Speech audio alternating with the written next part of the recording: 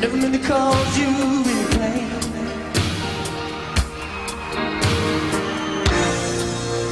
I only wanted one time to see you laughing. Only wanted to see you laughing in the purple. Now, we're going to talk about something that is, of course, a source of endless fascination to people in this country, certainly in England, and, of course, to football fans in general, Diego Maradona. There's a new film come out about the great man. It's been constructed from over 500 hours of never-before-seen footage. Centres on the career of Diego Armando Maradona. And, of course, he played for Napoli and Barcelona and all the rest of it. Also played against England in World Cups, you may have noticed. Now, listen, talkSPORT's James Savundra has been speaking to the director of the film. He's called Asif Kapadia at the film screening this evening in London. And he started by asking if there was a pressure in trying to get a fair reflection of the great man. Diego Maradona's life is such a long, complex life with lots of ups and downs, and so the challenge was really to try and squeeze it all into one movie. So, you know, we've made some choices and decisions, and we focus on his time in Naples. 7 years in Naples. For me, that's the period when he becomes the best player in the world, and that's the place where a lot of his problems and in his personal life and everything, all of the complications, they all begin there. So everything that we know of him in his latter life, for me, all roads lead back to his time in Naples. And you got a chance to actually speak to the man himself as well. What was that like?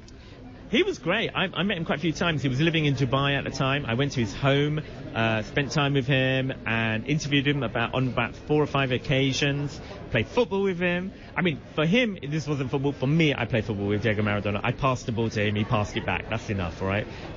He's really charming, he's really clever, he's a really good storyteller, he's still very charismatic. You know, when he's in a good frame of mind and his eyes light up and he's like telling you a tale, it's great, it's amazing. You can only imagine what it would have been like to be in his group or inner circle in Naples in the 80s. So did your perception change for him from spending time with him, from, bear in mind, being an England fan, 1986, the World Cup, a lot of England fans have got negative feelings towards him, but from getting to know him, I imagine you grew to like him. When you see the film, people see the film, I guess I would judge him after you've seen the movie, because the whole idea of the film is that everybody starts somewhere and ends up somewhere. You know, the perception that we have of him because of the World Cup in '86 is one game, one incident, one focus. There's quite a lot more going on, and it's basically my aim as a filmmaker is to try to understand people. I tried to do it with Ayrton Senna, I tried to do it with Amy Winehouse, and now we try to do it with, probably of the three, almost the most complex person I've come across is Diego Maradona. And he's lived a long life. He's done a lot of stuff, and I can't justify everything that he's done. You know, I'm not trying to. I'm just trying to show this is where he came from. This is what he did. This is amazing stuff that he did. And also, I think he made some mistakes along the way. And the film's trying to be kind of quite even about that. I'm leaving it to the audience to decide.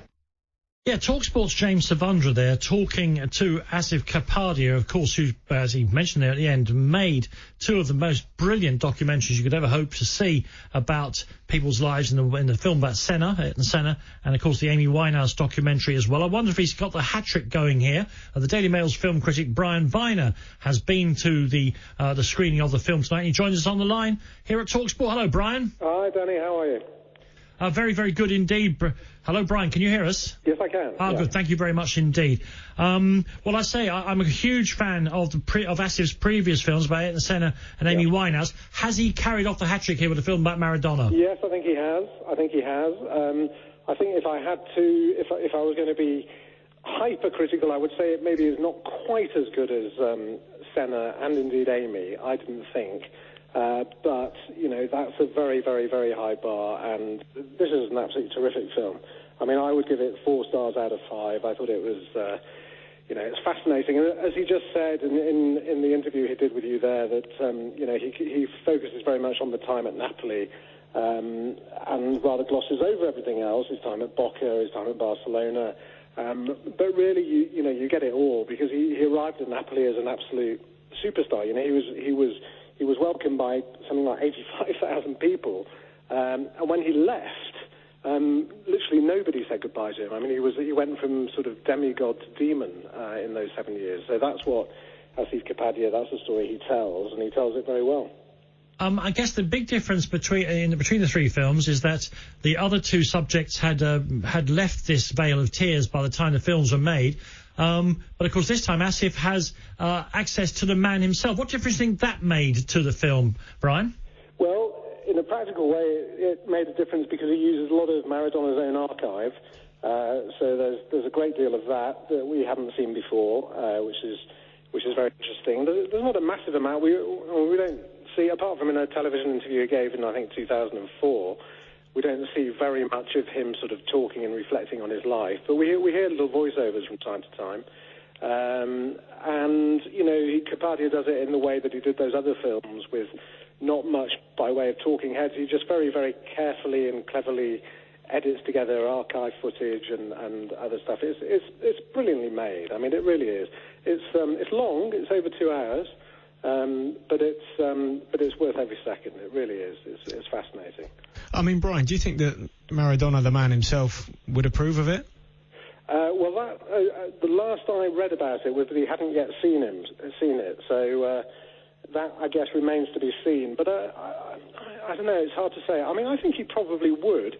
Because, you know, I think he's certainly, you know, he's quite a self-pitying individual, Maradona, isn't he? We see that in there's this clip of him sort of in tears, you know, in 2004. You've probably seen that clip, and he looks like a sort of, you know, inflated version of himself. He's hugely obese by then, and he's crying and he's sorry for himself, and the film really presents his story as a tragedy. And so, from that sort of self-pitying point of view, he probably will like it, because it'll make him feel even sorrier for himself. I know from books I've read that his time in Naples, which is what I think Asif has, we know that's what he's concentrated on here, Brian.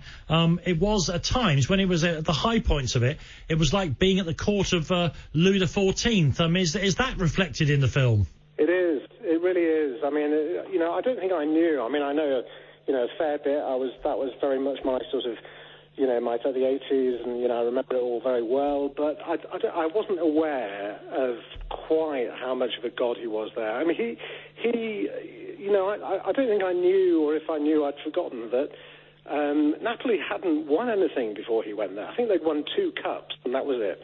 And they laboured along in the long shadow cast by all the big, great northern clubs in Italy, and they'd had no success at all. And Maradona arrives, and, you know, within a year or two, they've won the title.